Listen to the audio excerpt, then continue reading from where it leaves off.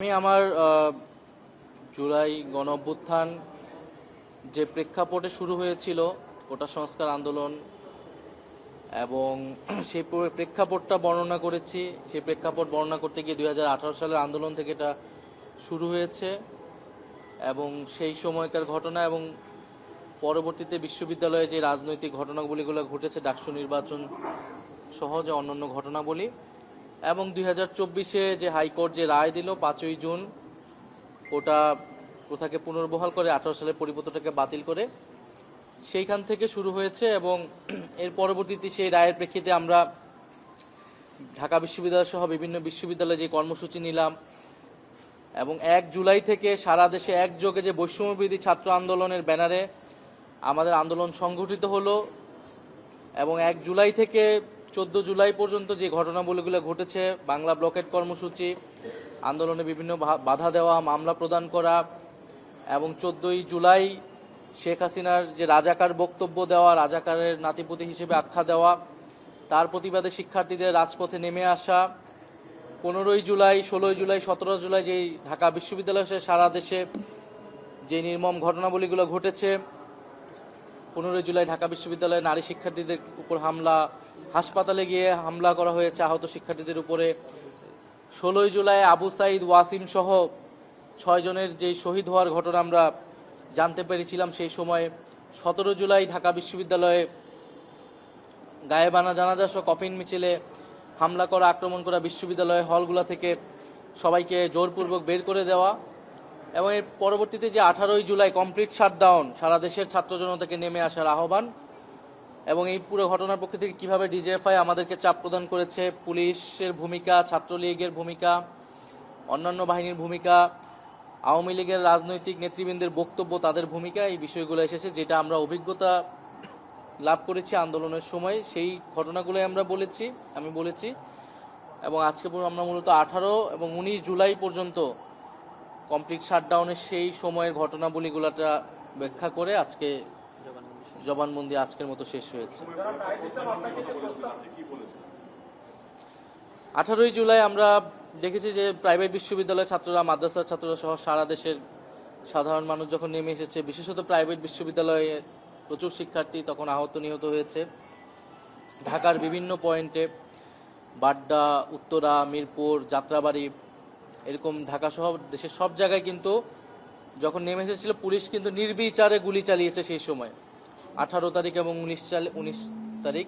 পাশাপাশি যোগ দিয়েছিল ছাত্রলীগ, যুবলীগ সহ আওয়ামী লীগের সন্ত্রাসীরা এবং সেই নির্বিচার গুলিতে আমাদের আন্দোলনকারীদের প্রচুর ছাত্র জনতা সেই সময় শহীদ হয়েছিলেন এবং আহত হয়েছিলেন। সেই ঘটনাগুলো আমরা বলেছি এবং আপনি একটা জায়গায় বলেছেন যে ডিজিএফআই সরকারের সাথে বসতে এবং এই আন্দোলন সমাপ্ত করতে আপনাদেরকে চাপ দিয়েছে। এটি কারা কিভাবে আপনাদেরকে আলোচনা করেছিলেন এবং কিভাবে চাপ দিয়েছিলেন আন্দোলন করতে হবে? আপনারা আত্মগোপনে চলে গেছিলেন আমরা 17ই জুলাই যখন বিশ্ববিদ্যালয়ে ভ্যাকেন্ট ঘোষণা করা হয় তখন আমাদেরকে তারা তথ্য পাঠায় এবং এক পর্যায়ে আমাদেরকে ডেকে তারা বলে যে ছাত্রদের উপরে এই নির্মমতা, সরকারের এই অত্যাচার বাড়বে যদি না আমরা সরকারের সাথে আপোষ করি। তখন আমরা স্পষ্টভাবে বলেছিলাম যে রক্তের উপর দাঁড়িয়ে আমরা কোনো সংলাপে যাব না, আমাদের ভাইদেরকে হত্যা করা হচ্ছে, আমাদের বিশ্ববিদ্যালয়গুলোকে আমাদের বের করে দেওয়া হচ্ছে, এই আচরণের প্রেক্ষিতে আমরা সরকারের সাথে বসতে পারি না। সরকারের উচিত হবে বিশ্ববিদ্যালয় হলগুলা বিশ্ববিদ্যালয় খুলে দেওয়া এবং আন্দোলনে কোনো ধরনের অত্যাচার না চালানো, আক্রমণ না চালানো।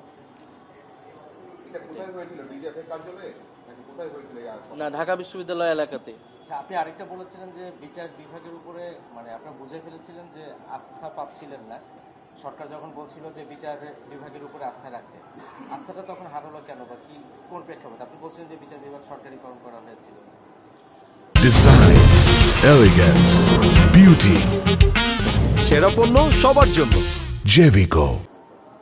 এই সরকার যে একটা ফ্যাসিবাদী এবং স্বৈরাচারী সরকার এবং তিনবার নির্বাচনকে তারা ভোটাধিকার কেড়ে নিয়ে যে ক্ষমতা নিরঙ্কুশ করছে, এটা তো আমাদের কাছে স্পষ্ট ছিল এবং দেশের সবগুলো প্রতিষ্ঠানকে যে তারা দলীয়করণ করেছে এবং নিজেদের দলীয় স্বার্থে ক্ষমতায় থাকার স্বার্থে ব্যবহার করছে, এটাও আমাদের কাছে স্পষ্ট ছিল।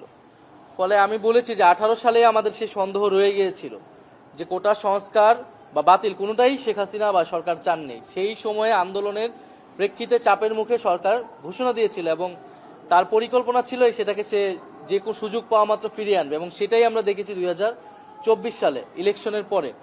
ফলে আমাদের কাছে স্পষ্ট ছিল এটা আসলে কোর্টের বিষয় না, আদালতের বিষয় না, এটা রাজনৈতিক বিষয় এবং তৎকালীন ফ্যাসিবাদী সরকার এটিকে ফিরিয়ে নিয়ে আসছে তার লাভের জন্য।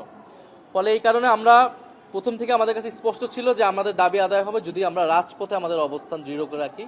এই কারণে আমরা আদালতের প্রতি আমাদের আস্থা ছিল না এবং আমরা আদালতে যাইনি, আদালতের বিষয়ে আমরা কোনো মন্তব্যই করি না। আমরা বলেছি এটা নির্বাহী বিভাগের বিষয় এবং আমরা আমাদের আন্দোলন রাজপথ থেকে আদায় করব।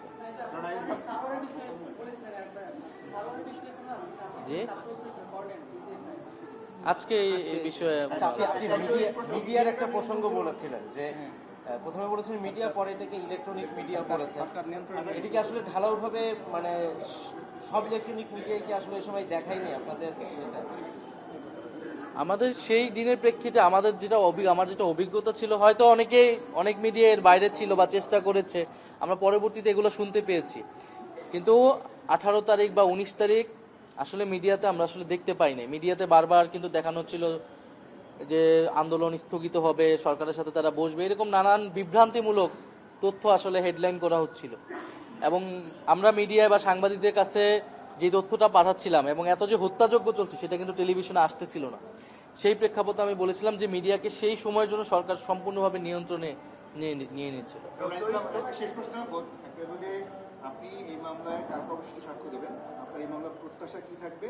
আর দ্বিতীয় কথা হলো যে প্রক্রিয়া বিচার চলছে, মানে আপনি এই বিচার পুরো প্রক্রিয়াটা আপনি সন্তুষ্ট কিনা বলতে চাই, কি প্রত্যাশা করেন এই মামলা? প্রত্যাশা করি ন্যায় বিচার, যে এত মানুষ, এত আমাদের ভাই বোনেরা শহীদ হয়েছেন, আহত হয়েছেন, রক্ত দিয়েছেন, আমরা সকলেই ন্যায় বিচার পাবো এবং যারা এই হত্যাকাণ্ডের সাথে জড়িত, আওয়ামী লীগ, পুলিশ সহ যারা জড়িত, তারা বিচারের আওতায় আসবেন, তাদের শাস্তি হবে এবং এই ন্যায় বিচারে একটা নিদর্শন হয়ে থাকবে শুধু বাংলাদেশের জন্যই নয়, পৃথিবীর জন্য, যে যদি কেউ স্বৈর শাসন কায়েম করতে চায়, জনগণের উপরে আক্রমণ চালায়, জনগণকে হত্যা করে, তার পরিণতি আসলে কি হয়।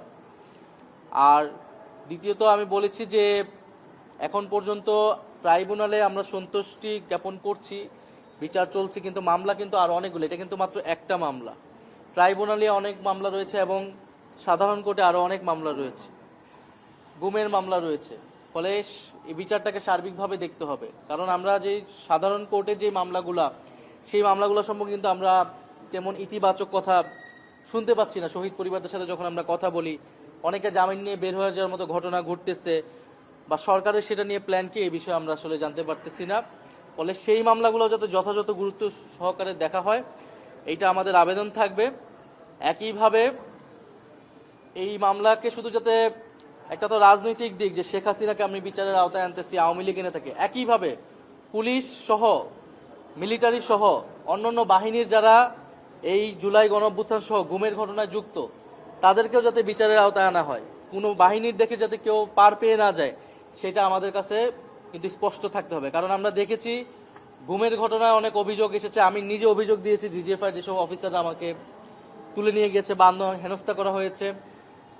এছাড়াও যারা সেনাবাহিনীর বিভিন্ন অফিসার, র্যাবে যারা ছিল, ডিজিএফআইতে যারা ছিল, তারা যেই নেতিবাচক ভূমিকা গুমের ঘটনা এবং জুলাই গণঅভ্যুত্থানে পালন করেছে, আপনারা রামপুরা বাড্ডার ঘটনায় দেখেছেন, বিজিবির একজন আর্মি অফিসার, এদেরকে কিন্তু এখনো গ্রেফতার করা হচ্ছে না। ফলে ট্রাইব্যুনালের কাছে এবং আদালতের কাছে, সরকারের কাছে আমাদের কিন্তু আবেদন থাকবে যে অপরাধী যে, তাকে যাতে বিচারের আওতায় নয়, সে কোন বাহিনীর সেটা যাতে দেখা না হয়। আমরা যারাই জনগণের উপরে এই হত্যাকাণ্ড চালিয়েছে, গুম করেছে, নির্যাতন করেছে এবং সরকারকে ফ্যাসিবাদী হতে সহায়তা করেছে, ক্ষমতায় থাকতে সহায়তা করেছে, তাদের সকলকে দ্রুত সময়ের মধ্যেই গ্রেফতার করতে হবে এবং বিচার নিশ্চিত করতে হবে।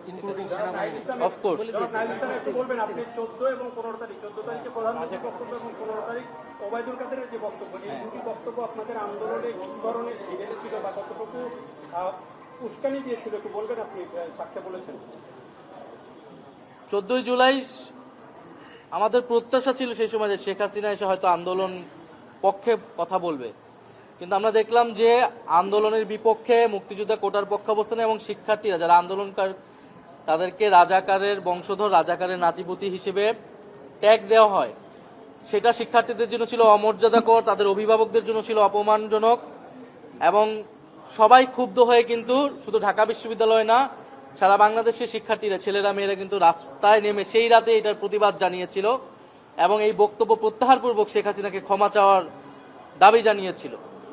একইভাবে 15 তারিখ আমরা দেখেছি যে ওবায়দুল কাদের বলেছিল এই আন্দোলন দমনের জন্য ছাত্রলীগই যথেষ্ট এবং এই বক্তব্য ছিল স্পষ্ট, উস্কানিমূলক, নির্দেশনামূলক যে আন্দোলনকারী যারা রয়েছে তারা রাজাকার, তাদেরকে আক্রমণ করা, তাদেরকে হত্যা করা বৈধ। ফলে সেই প্রেক্ষিতে সেই সূত্র ধরে কিন্তু 15 জুলাই আন্দোলনকারীদের উপরে নারী শিক্ষার্থীদের উপর ব্যাপক হামলা চালানো হয়। ঠিক আছে, ধন্যবাদ।